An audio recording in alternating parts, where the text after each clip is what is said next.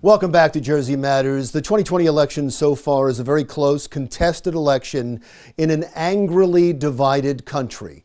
So what does that mean for our future, both in the state and in the country? For that, we talk with political analyst and former state senator, Joe Kyrillos.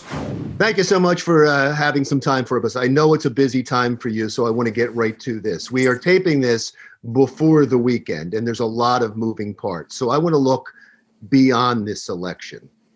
We have a divided country, as is very apparent, especially with this election.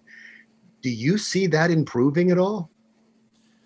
Well, it is a very sad time, I think, for the country. Precisely as you describe it, we are very divided, more so in I think in any of our lifetimes. And what has brought people from all over the world to America, seemingly is at risk. Is this whole progressive movement? I think has taken some people aback, many people. Which is why I think, despite his many challenges, weaknesses, and people reluctantly voting for him, Donald Trump, if he should lose the election, he's losing right now as we tape, but barely so in the Electoral College, barely so in the popular vote, despite horrible press for 4 years, investigations, impeachment, polls that show him getting killed. He got about half the vote. And so, we got to get kind of a new equilibrium, a consensus in the country. And I hope we can achieve that and remember what it is that makes this country special, what's built the greatest economy in the world. And, everybody does better here. Not just the rich do better, the middle do better, the poor do better, opportunities abound. That's why everybody wants to come here. So I think it's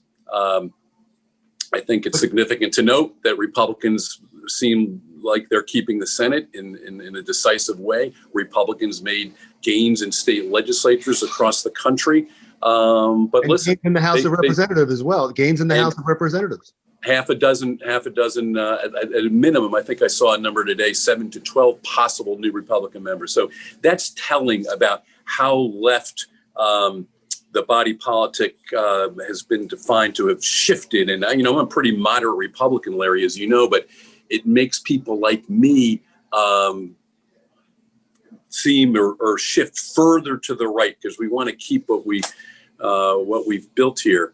And listen, the president, his supporters have got to realize that despite the positives, which I just talked about a bit, there's great distrust, and half the people didn't vote for him. Let's talk about New Jersey politics for 1 minute as we go forward. Now we go on to the next election. There's a lot of rumors about Phil Murphy getting an offer from the Biden administration, should there be a Biden administration. Have you heard that, and do you see that happening? Well, I hear that. Phil is a friend of mine, despite our party difference. We live in the same town, in Middletown and Monmouth County. Our kids went to the same school. And I think from what I can see, Phil wants to run for re-election, and I expect him to run for re-election. And I think the right job offer from a potential President Biden might be tempting, but there's probably only one or two jobs that he would ever consider leaving the state for. You hear names being thrown about, and I've talked to all three of the potential Republican candidates for governor. A couple said that they would announce, if they are going to announce, right after the election. Do you see more entering the fray? And if not, how do you handicap that race? Yeah, I don't know. I'm sure there'll be one or two names that pop up, whether they'll be serious or not. I'm sure it'll be a spirited primary, and then of course a really tough general election process with lots of money spent. New Jersey, only one of 3 states in the country, I think, that'll have elections next year, and a lot will depend on the outcome of this presidential race. A Trump win probably gives lots of extra energy to the Phil Murphy camp, and a Biden win, the reverse. We'll see if it's enough energy to get the job done. Do you know Joe Biden?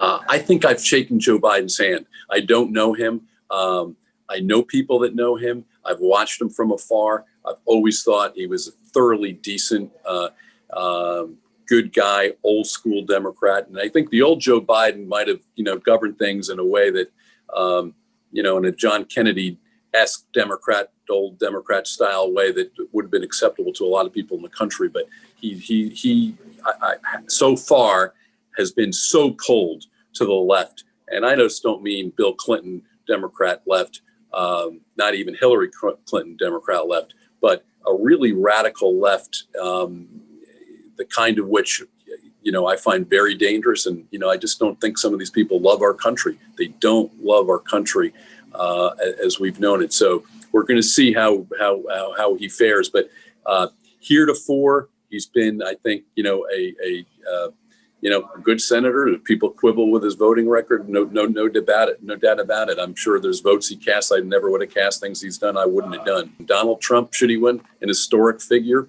has forced outcomes, indefatigable energy, if you will, and represented a certain tradition, despite his personal style, that many people identify with, embrace, and I'm quite certain with a little softening around the edges, things would have turned out very differently. With no pandemic, probably would have turned out very, very differently. Yeah, I think no matter what happens with this election, Donald Trump's not going away.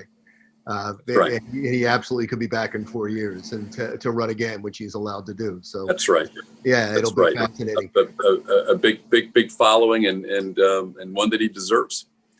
I really appreciate your time. Former State Senator Joe Kyrillos. When we come back, how to make air travel just a little more comfortable during a pandemic. That's next.